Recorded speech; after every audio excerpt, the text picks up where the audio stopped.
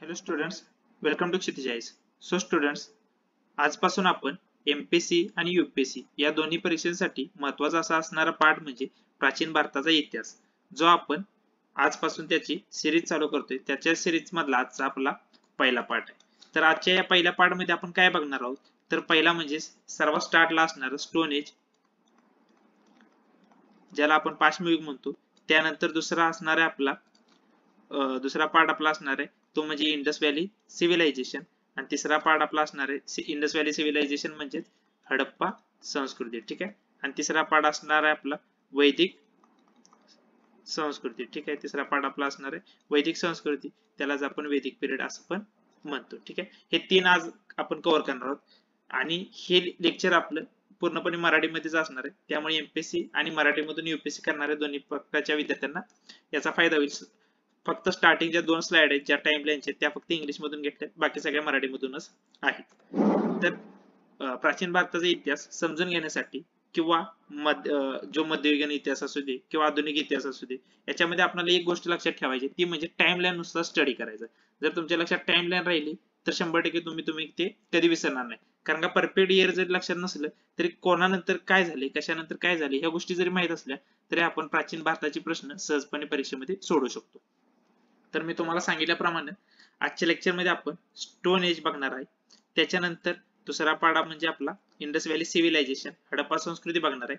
आणि त्याच्यानंतर वैदिक पिरियड, ज्याला आपण वैदिक संस्कृती पण म्हणतो. इथून येणाऱ्या लेक्चर मध्ये आपण जनपद, महाजनपद म्हणजे काय असतं, त्याच्यामधला बुद्धिझम, जैनिझम, अर्बनायझेशन या गोष्टी बघणार आहेत. नंतर मौर्यन पिरियड, त्यानंतर पोस्ट मौर्यन पिरियड म्हणजे मौर्य काळानंतरचा भाग, त्यानंतर गुप्ताचा काळ, गुप्ताच्या नंतरचा काळ, ह्या गोष्टी आपण कव्हर करणार आहे. त्याच्यानंतर पुढे मग हळूहळू बाकीचे जे छोटे मोठे राज्य असतील ते कव्हर करून आपण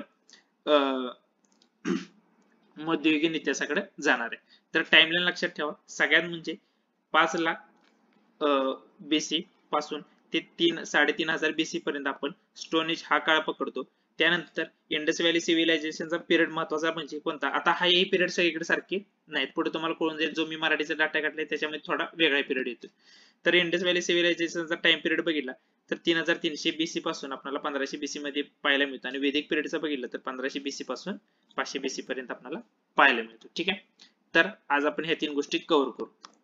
तर पहिला म्हणजे आपण स्टोन एज बघणार आहे. तर स्टोन एज मध्ये आपल्याला 3 महत्वाचे पार्ट पाहायला मिळतात. तो म्हणजे कोणता, पॅलिओलिथिक, त्यानंतर मिझोलिथिक आणि निओलिथिक. ठीक आहे. याचे आपण पुढे आपण मराठीमध्ये बघणार आहे, ज्याला आपण पुराश्मयुग म्हणतो, मध्याश्मयुग म्हणतो आणि नवाश्मयुग म्हणतो. ठीक आहे. एकदम शॉर्ट आणि क्रिस्प टाइप बघणार आहे, त्यामुळे फास्ट बरोबर जाईल, म्हणजे तुम्हाला रिव्हिजन पण करता बरोबर पडेल. तर पॅलिओलिथिक हा जो स्टोन एज आहे त्याचा काळ जवळपास आपण बघितला तर 99% त्याचा काळ तो कव्हर करतो. त्यानंतर मिझोलिथिक आणि निओलिथिक. पॅलिओलिथिक मध्ये पण लोअर पॅलिओलिथिक, मिडल पॅलिओलिथिक आणि अप्पर पॅलिओलिथिक हे भाग पण पडतात. ठीक आहे. आता स्टार्टला आपण चालू करू.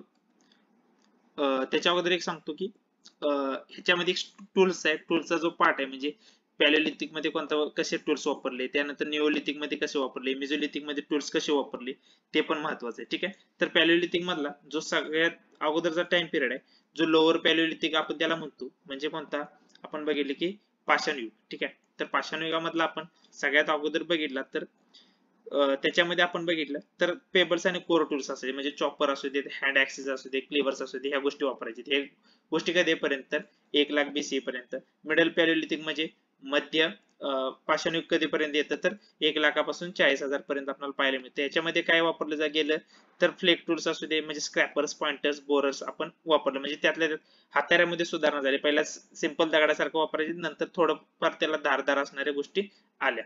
त्यानंतर अप्पर, ठीक आहे, त्याच्यामध्ये फ्लिंट टूल्स वापरले, जसं की ब्लेड्स वगैरे आपण कातडं वगैरे काढण्यासाठी. ठीक आहे. अॅनिमल्सला सहजपणे मारण्यासाठी ही हळूहळू बदल होत गेला. त्याच्यानुसार पण स्टोन एज मध्ये ही नावं पडत गेले. ठीक आहे. तर स्टार्टचा जो आपला पॅलिओलिथिकचा पूर्ण पिरियड आहे, पाषाणयुग आहे, ठीक आहे, त्याच्यामध्ये आपण बघितलं तर त्याच्यामध्ये आपण बघितलं तर सगळ्या स्टार्टला आपण फक्त हंटिंग आणि गॅदरिंग एवढंच केलं. ठीक आहे. म्हणजे काय की जायचं बाबा, अन्न गोळा करायचं, अॅनिमल्सला मारायचं, आणि त्याच्यातून आपण मांस असू दे किंवा बाकीचे जे काही गोळा केलेले फळ वगैरे आहेत, कंदमुळे, ते आपण खाऊन आपण सर्वाइव्ह करायचं. त्यानंतर आपण जो मिझोलिथिक म्हणजे कोणता तर मध्याश्मयुग येतो. ठीक आहे. त्याच्यामध्ये आपण काय केलं तर ॲनिमल्सला डोमेस्टिकेट करायचं काम केलं आणि त्याच्यानंतरच आता अजून शेती सुरुवात नाही, म्हणजे आपण शेती सुरुवात करायच्या अगोदर आपण पाळीव प्राणी ठेवायला सुरुवात केली. ठीक आहे. त्यानंतर हंटिंग गॅदरिंग काय चालूच होतं आणि मॅक्रोलिथ्स म्हणजे काय, अजून आपण मायक्रो अशी काय दगडांच्या पासून हत्यारं तयार करायला लागलो. आणि तिसरा येतो न्यूलिथिक, ज्याच्यामध्ये आपण खऱ्या अर्थानं नवाश्मयुगामध्ये आपण काय केलं तर ऍग्रिकल्चरची सुरुवात केली. हंटिंग गॅदरिंग काय चालूच आहे, डोमेस्टिकेशन म्हणजे पाळीव प्राणी आपण चालूच केलं ते. थोडं बाकीचे मग सिक्कल असू दे, ग्राइंडर असू दे, मॉर्टर पिस्टल म्हणजे खलबत्ता वगैरे, आपला विळा वगैरे, ह्याच्या गोष्टी आपण निओलिथिक मध्ये. आता हे बेसिक वर्ण सांगितले, आता आतमध्ये आपण डिटेल मध्ये बघून. तर पहिला आपण अश्मयुग बघणार आहे. अश्मयुगामध्ये आपण सर्वात महत्वाचा येतो पुराश्मयुग. ठीक आहे. ज्याचा काळ आपल्याला जवळपास 9000 पर्यंत पाहायला मिळतो. ठीक आहे. तर काय भटक्या अवस्थेतील आपण जे जीवन जगत होतो, म्हणजे काय इकडून तिकडे फिरायचं, डोंगर माता असू दे किंवा जिथं पायथळ ठिकाण आहे त्या ठिकाणी आपण वस्ती करून राहत राहायचं. त्यानंतर आणखीन काय करायचं तर निसर्ग निर्मित, अगोदर गोवा तयार नव्हते, ज्या निसर्ग निर्मित गोवा होत्या त्या गोवामध्ये आपण राहायचो. तर बाबा महत्वाचे असं कोणत्या गोवा आहेत का, तर आहेत. ठीक आहे. कोणत्या तर मध्य प्रदेश मधल्या आपल्याला रायसेन जिल्ह्यातल्या भीमबेटका. ठीक आहे. ह्या आपल्याला महत्वाचे गोवा पाहायला मिळतात, ज्या नॅचरली गोवा आहेत आपण राहायचो, आपण म्हणजे आपले पूर्वज त्या काळामध्ये राहायचे. त्यानंतर भीमबेटका इथंच आपण बघितलं तर तिथल्या तीक्ष्ण हत्यारानं काय काय गोष्टींची कोरीव कामं केली, जसे की त्यात आपण पक्षी, प्राणी व दैनंदिन जीवन किंवा शिकारीचे काही प्रसंग आपल्याला तिथं पाहायला मिळतात. या काळातील मानव मुख्यतः शिकार करत असत. आपण मगाशीच बघितलं की काय करतो तो शिकार करत होता आणि दगडाचा वापर जास्त प्रमाणात करत होता, त्यामुळे आपण याला काय म्हटलं तर पाषाणयुग म्हणलो. या काळात शेतीचं ज्ञान होतं का, तर नव्हतं. आपण मागच्या स्लाइड मध्ये बघितलं की शेतीचं ज्ञान खरं कुठं आलं तर निओलिथिक म्हणजे नवाश्मयुगामध्ये आलं. पुराश्मयुगामध्ये त्याला शेतीचं काही नॉलेज नव्हतं, किंवा मध्याश्मयुग असू दे त्याच्यामध्ये पण त्याला शेतीचं काही नॉलेज नाही. ठीक आहे. तर त्याच्यानंतर येतं मध्याश्मयुग. आता याच्यामध्ये मी हे स्किप केले कारण का एमपीएससी ला एवढं डेप्थ मध्ये जात नाहीत की लोअर पॅलिओलिथिक, मिडल पॅलिओलिथिक असू दे किंवा अप्पर असू दे, या गोष्टीपर्यंत जात नाहीत. आपल्याला फक्त बेसिक एवढ्याच गोष्टी शिकायच्या आहेत की पुराश्मयुग म्हणजे काय, मध्याश्मयुग आणि नवाश्मयुग. आता मध्याश्मयुग बघितला तर याच्यामध्ये पुराश्मयुग आणि नवाश्मयुग यांच्या मधला काळ आपल्याला पाहायला मिळतो. याच्यामध्ये आपण शिकार करतच होतो, मासेमारी असू दे, कंदमुळ गोळा करतच होतो.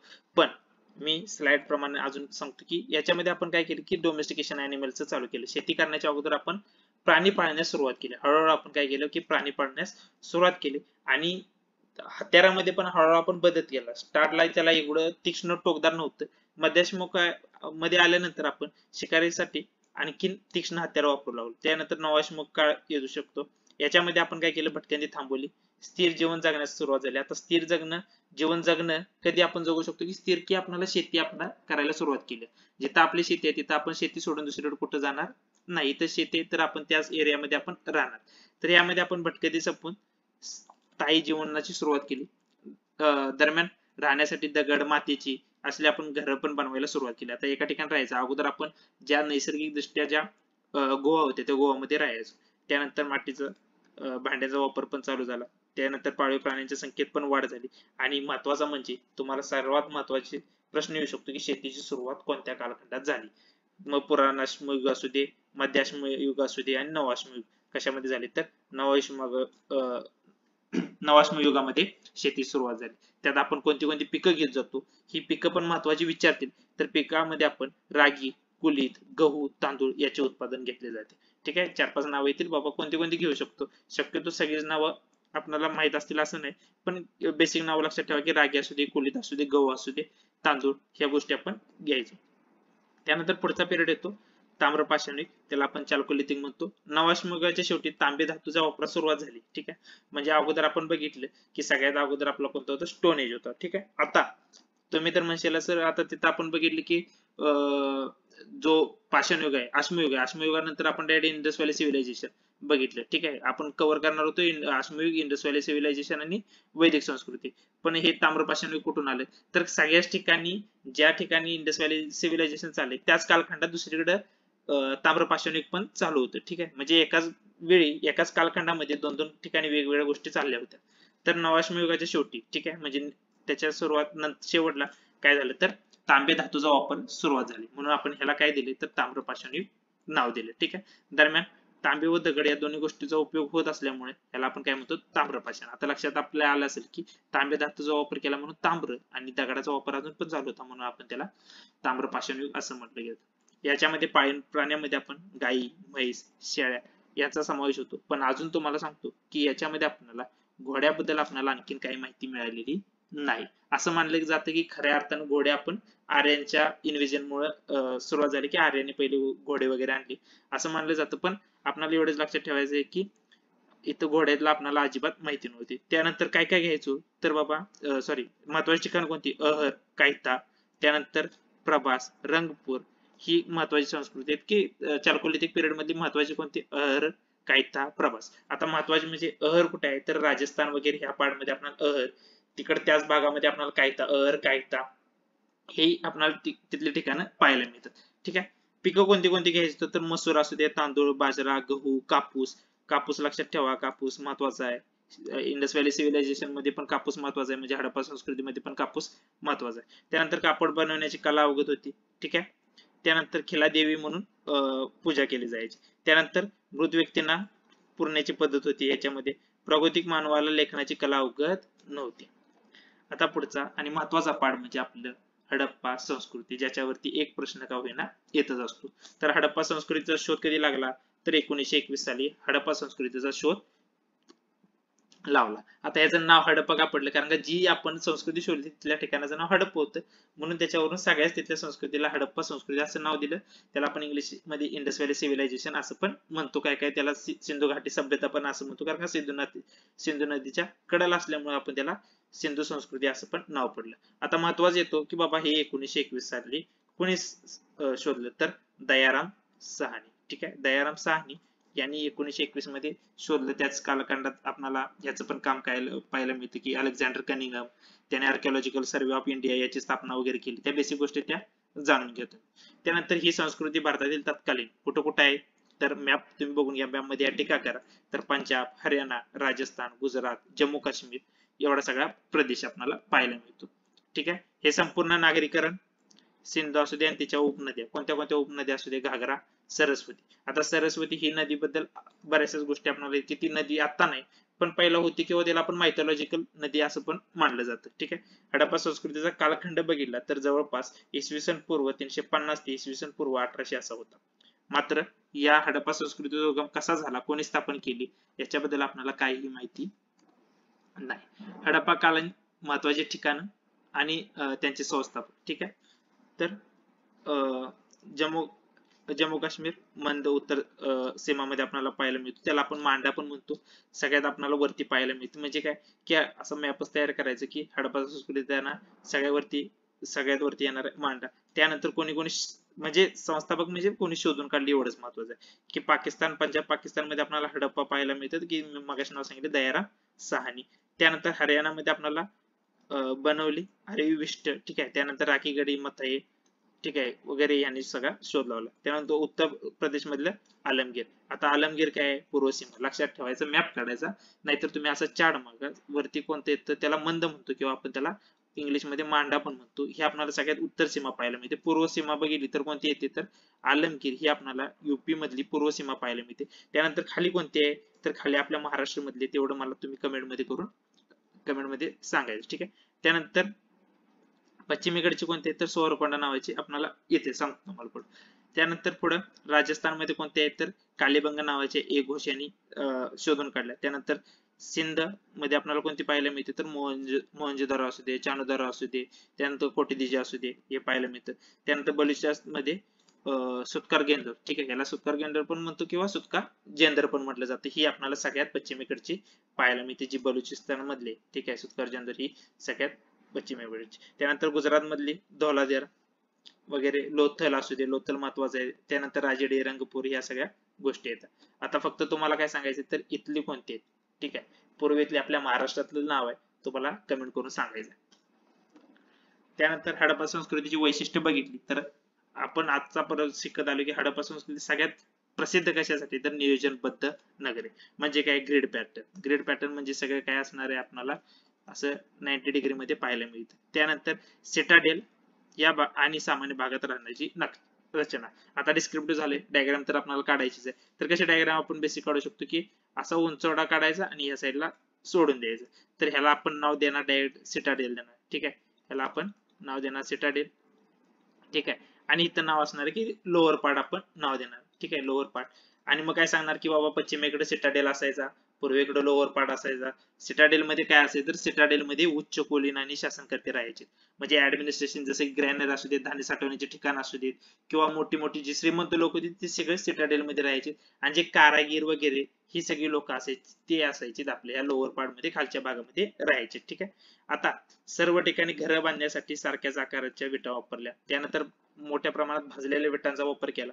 ठीक आहे, त्याच्यातली जी गटर होती ती गटर म्हणजे त्या काळात आपण साफसफाईसाठी एकदम मांडलेले ठिकाण आहे. ठीक आहे, मग त्याच्यामध्ये काय गटर जी पूर्णपणे झाकलेली होती सफाईसाठी मनवले होते. ठीक आहे, काही शहरात सार्वजनिक ठिकाणाचा समावेश होता, जसं की मोहनजोदडो येथे धान्य कोठारे असू दे, सार्वजनिक हे असू दे स्नानकुंड. हे आपल्याला माहिती आहे की ग्रेट बाथ आपण त्याला म्हणतो की मोहनजोदडो मधलं मिळाले.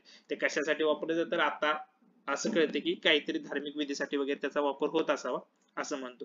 सुरक्षेसाठी शहराभोवती भिंती असायची. म्हणजे काय बाबा, हे शहर आहे तर त्या शहराभोवती आपल्याला तटबंदी पाहायला मिळायची. अशा बऱ्याचशा गोष्टी.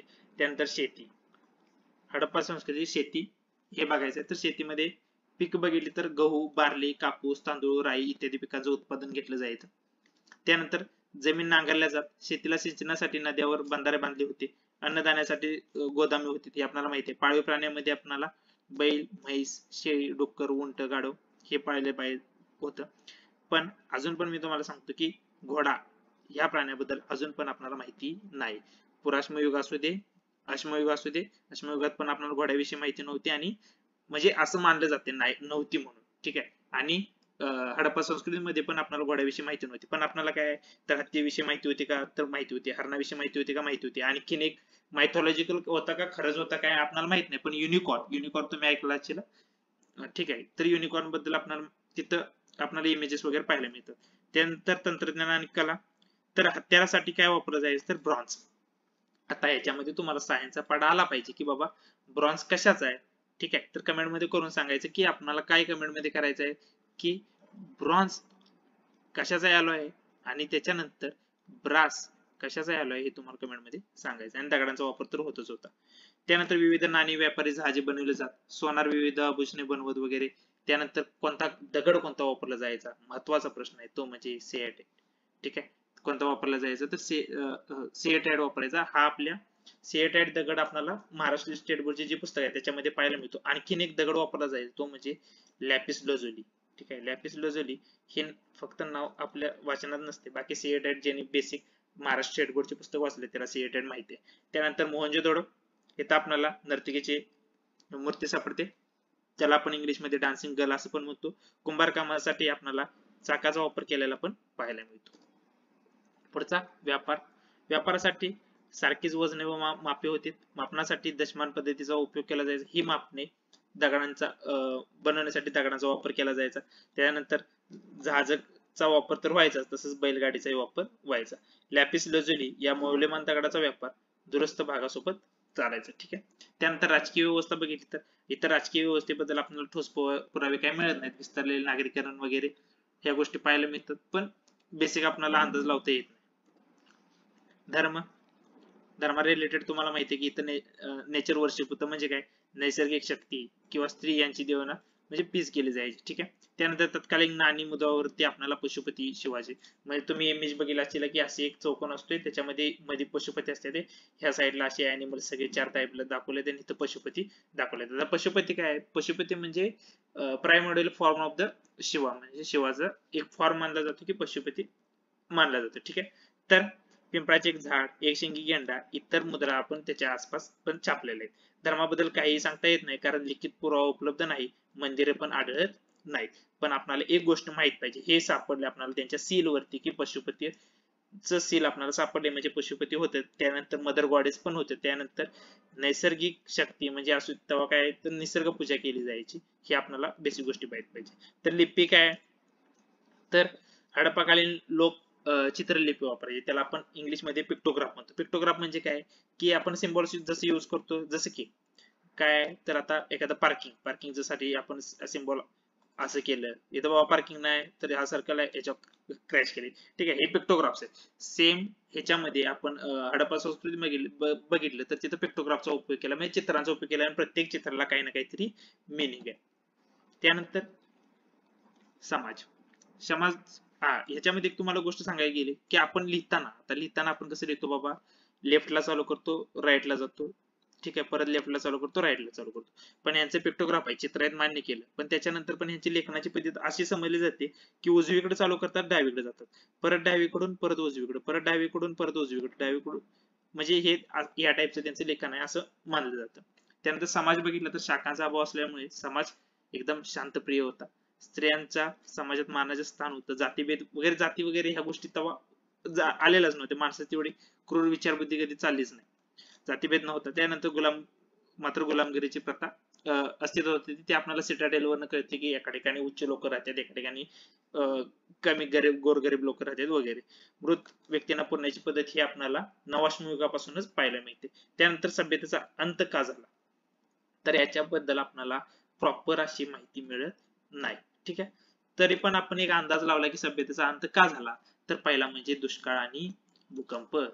असं मानलं जातं की तिथली जी आपली नदी फेमस कोणती वापरली जाते तर सगळ्यात मानस्थान कोणाला, कोणत्या नदीला आहे तर सरस्वती नदी कुठं आता पूर्णपणे लुप्त झाली. असं मानलं जातं की ती लुप्त झाली आणि तिथल्या अचानक पिकं वगैरे आलेत आणि ती पिकं वगैरे खराब झालेत. आपला most of the business Indus valley civilisation जर बघितलं तर तो कशावरती डिपेंड होता तर कॉटन, कापसावरती. आणि कापूसच नाही आलं तर आपली आयात निर्यात बंद झाली, त्याच्यामुळे सगळं बंद झालं. आता तुम्हाला माहित पाहिजे आयात निर्यात कोणासोबत होती तर मेसोपोटेमिया असू दे, इजिप्त मधली, नाईल मधली सभ्यता असू दे. ठीक आहे, हे आपल्याला माहित पाहिजे. त्यानंतर कदाचित सिंधू नदीनं पात्र बदललं असेल. ठीक आहे, प्रदेशातील शुष्कता वाढून घगर नदी कोरडी पडली असावी. ठीक आहे, आणि एक आर्यांचा हल्ला. ठीक आहे, हे एक आणि पुढचा परिस्थिती की समतोल. मात्र यापैकी कोणतेही कारण मान्य केलेलं नाही इतिहासकारांनी, अजून ठोस पुरावा नाही, हे आपण अंदाज फक्त मांडलाय. त्याच्यामधला फक्त इतिहासकारांनी आर्यांचा हल्ला हे फक्त मानलं जातं. आता आर्य कोण काय कोण हे आपल्याला पुढे वैदिक पिरियड मध्ये पाहायला मिळतं. आपलं कव्हर काय झालं, आजचा आपला अजेंडा होता, त्या अजेंडामध्ये पहिला पॉईंट आपला अश्मयुग बघितलं, दुसऱ्या पार्ट मध्ये आपण इंडस व्हॅली सिव्हिलायझेशन बघितलं, आता तिसरा आणि शेवटचा पार्ट आपला वैदिक पिरियड म्हणजे वैदिक संस्कृती आपल्याला बघायचा. तर याच्यामध्ये पण दोन पार्ट पडतात, एक पूर्व वैदिक काळ आणि एक लेटर वैदिक पिरियड, म्हणजे आपण त्याला उत्तर वैदिक पिरियड काळ आपण असं पण म्हणतो. ठीक आहे, तर आर्यांचा भारतात आगमन कधी झालं तर 1500च्या आसपास आगमन झालं. आता आर्य कोण होते तर हा एक लिंग्विस्टिक ग्रुप होता. ठीक आहे, काय होता तर लिंग्विस्टिक ग्रुप होता. हे पुढे बघून घेऊ की भाषेवरती एक असणार, ते प्रत्येक वेगवेगळ्या ठिकाणी गेले, त्यातलाच एक पार्ट आपल्या भारतामध्ये आला. ठीक आहे, आता असं नाही आपल्यामध्ये जे आपल्याला ऋग्वेद, सामवेद, अथर्ववेद हे सगळं पाहायला मिळतं, सेम अशीच बुक आपल्याला दुसऱ्या कंट्रीमध्ये पाहायला मिळतात. तो पण त्यांचा एक ग्रुप होता, फक्त तो वेगळ्या साईडला गेला म्हणून आपल्याला बरेचसे शब्द कॉमन पण पाहायला मिळतात त्यांच्यात आणि आपल्यामध्ये. ठीक आहे, ते आपण नंतर कधीतरी डिस्कस करू. तर पूर्व वैदिक काळ बघितला तर इसवी सन पूर्व 1500 ते 1000च्या आसपास आपल्याला पाहायला मिळतो, आणि उत्तर वैदिक काळ बघितला तर आपल्याला 1000 ते 500च्या आसपास पाहायला मिळतो. पूर्व वैदिक काळ याच्यामध्ये आर्य मूळचे कुठले होते तर अफगाणिस्तान, मंगोलिया, यालाच आपण मध्य आशिया असं पण म्हणतो, तिथून आपल्याला युरेशिया इथून आपल्याला आलीचे सिद्ध होते. ठीक आहे, आर्य कोणते तर भटके जमाती होते. मुख्य भर त्यांचा पशुपालनावर होता, त्यात गायींना जास्त महत्व होतं. ठीक आहे, इथून खरं गायींना संपत्तीचं प्रतीक मानलं जावं लागलं. ठीक आहे, तर शेतीविषयीचं ज्ञान असल्याचा ऋग्वेदात सापडलं.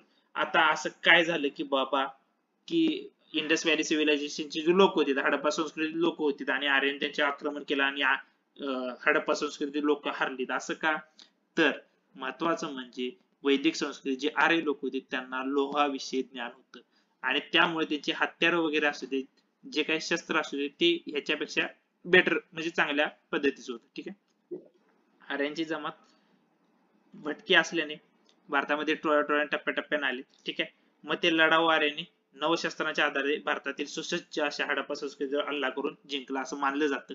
ठीक आहे, त्यानंतर त्यांनी वास्तव वगैरे हे केलं. आता आर्यांनी स्थानिकांना जिंकून घेतल्यानंतर ज्यांना जिंकून घेतले त्यांना दासू म्हटलं जात, घेतले त्यांना दासू म्हणून लागले. तर दास हा शब्द आर्यांच्या सुरुवातीला आलेल्या गटासाठी वापरला जायचा, म्हणजे दासू आणि दास. आता कसं होतं तर भारतामधली जी अगोदरची लोक आहेत ना, सगळ्यात अगोदर जी मूळची लोक आहेत त्यांना काय म्हणायचं, दास म्हणायचं. काय म्हणायचं, दास. आता आर्य सगळे एकसाथ आलेत का, नाही, तर दास ही मूळची लोक, दासू ही मूळची लोक आणि त्याच्यानंतर जे आर्यांच्या थोडस अगोदर बाहेरूनच आले त्यांना दास म्हणायचं आणि सगळ्यात श्रेष्ठ वरती आर्य.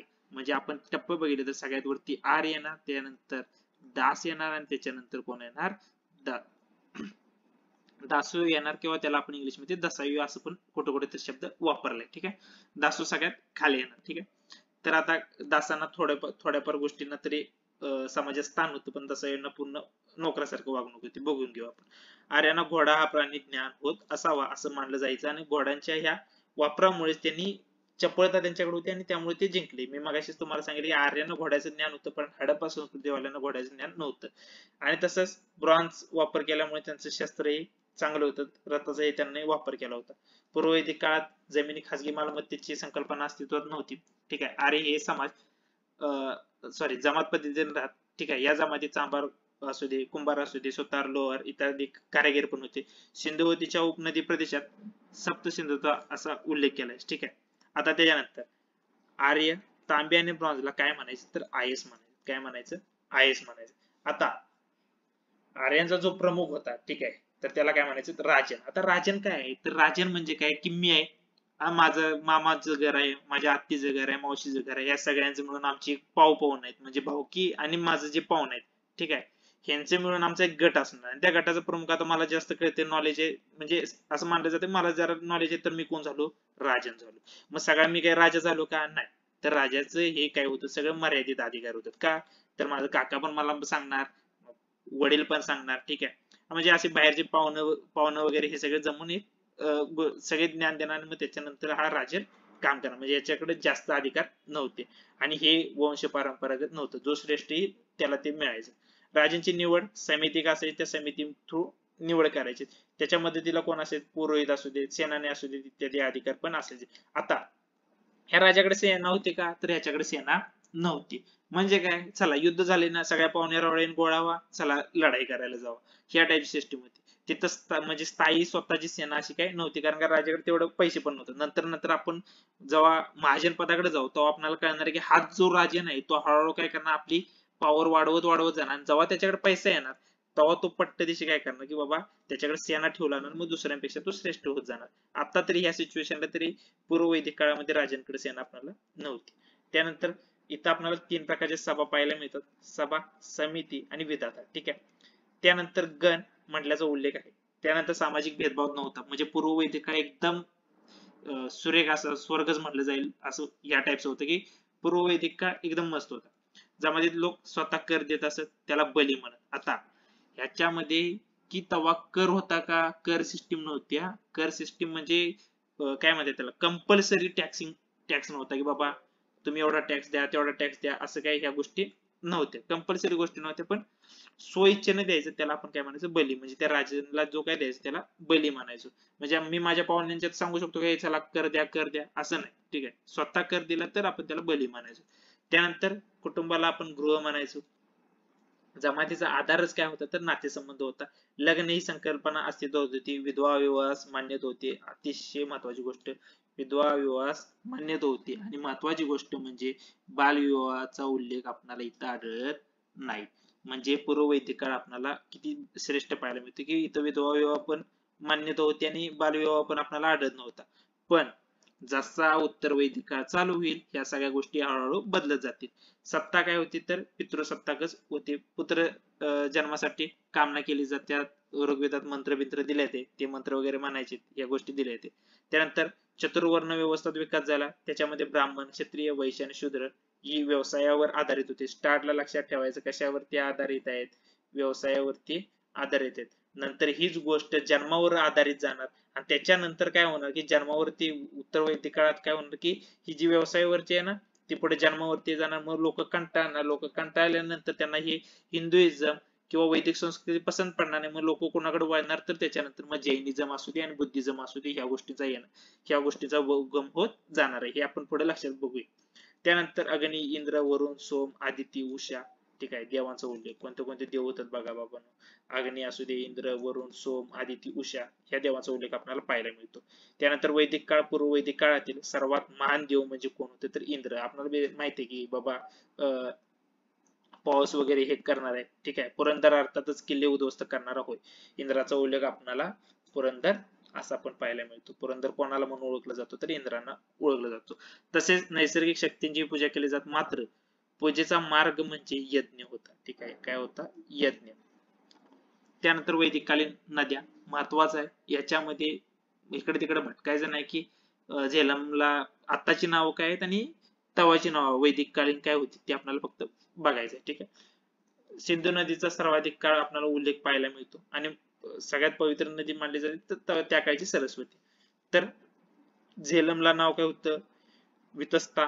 चिनाबला अक्सिनी, बियासला पारुसनी, सतलजला शतुद्री, इंडसला सिंधू, गोमतीला गोमल, त्यानंतर नेत्रिद्रीत किंवा घागरा अकराला सरस्वती म्हणून मानलं जायचं. ठीक आहे, ह्या नद्यांची नावं तोंडपाठ करून टाका. तुम्हाला जशा वाटतील तशा ट्रिक द्या. मी शक्यतो ट्रिक सांगत नाही, कारण ट्रिक लक्षात ठेवण्यासाठी नवीन ट्रिक काढायला लागते. त्यानंतर उत्तर वैदिक काळ 1000 ते 500चा पूर्वचा काळ आहे. याच्यामध्ये ऋग्वेदाची निर्मिती फक्त वैदिक पूर्व काळात झाली होती.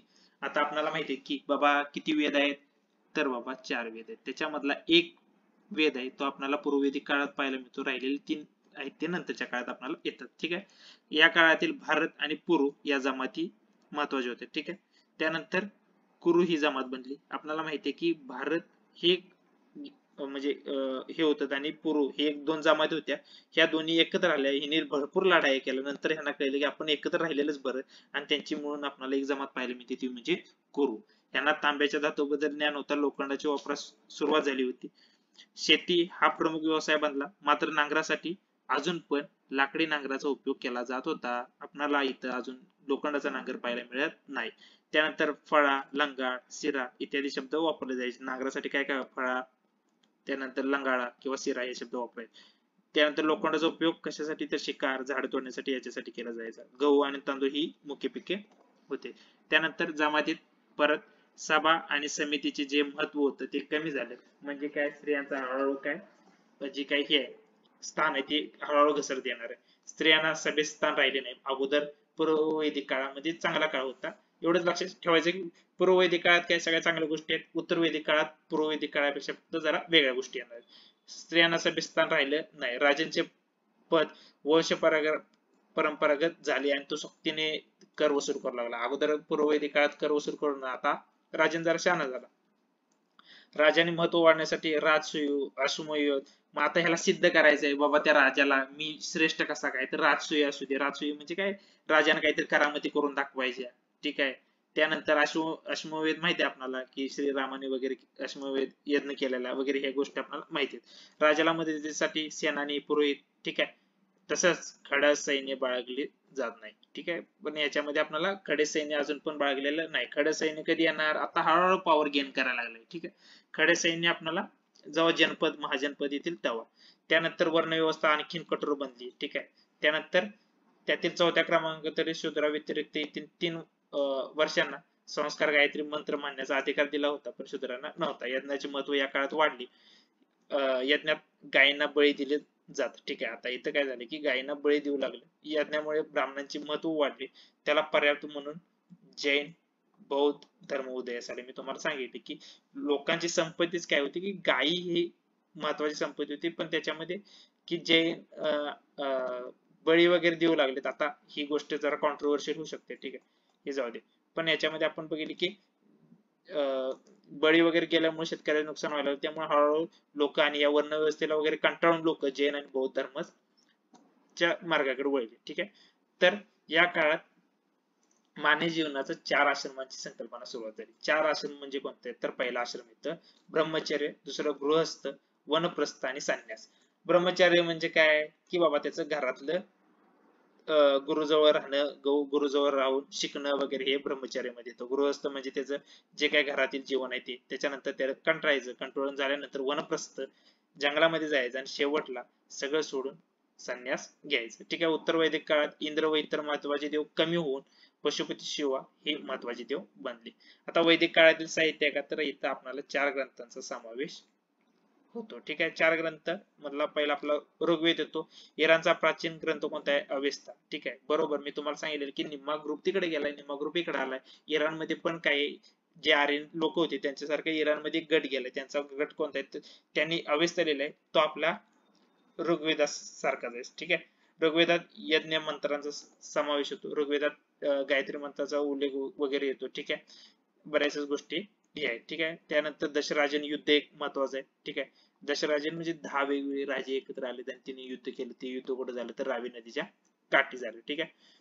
बाकीचे बेसिक गोष्टी त्या वाचून घ्या. 4 वर्ण वगैरे तिथं. त्यानंतर नासदीय सुत्त. ठीक आहे. 40 नद्याचा उल्लेख आपल्याला आढळून येतो. सामवेद आहे. सामवेद म्हणजे काय? ऋग्वेदात ज्या गोष्टी आहेत त्याच फक्त इकडे त्याला कशा रूपात मांडले तर काव्य रूपात. म्हणजे तिथं जे लिहिलंय ते फक्त इथं कवितेतल्या स्वरूपात फक्त मांडलेलं आहे. कशामध्ये? साम्यवादात. आणि हे कोणत्या देवाला समर्पित केलंय तर सूर्यदेवाला समर्पित.